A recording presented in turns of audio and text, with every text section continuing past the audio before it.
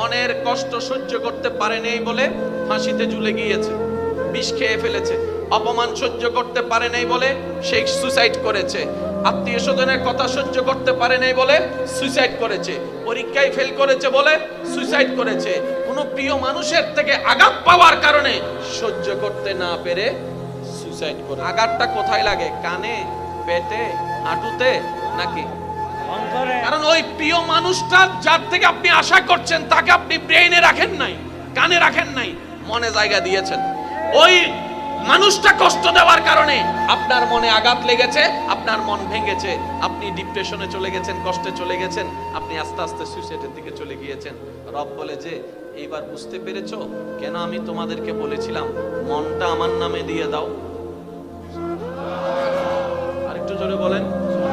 এবার বলেন, আমাদের ভিতরে পরিচিত অপরিচিতের ভিতরে সুইসাইড করেছে এমন মানুষ আছে না নাই? নেশাখোর আছে না নাই? একটু জোরে বলেন না। গাজাডি আছে না নাই?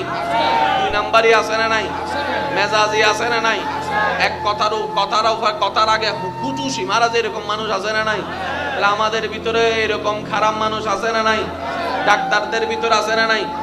আলেমদের ভিতর আছে না নাই? বক্তাদের ভিতর আছে না নাই? আর একটু জোরে বলেন, আছে না নাই? ইঞ্জিনিয়ারের ভিতর আছে না নাই?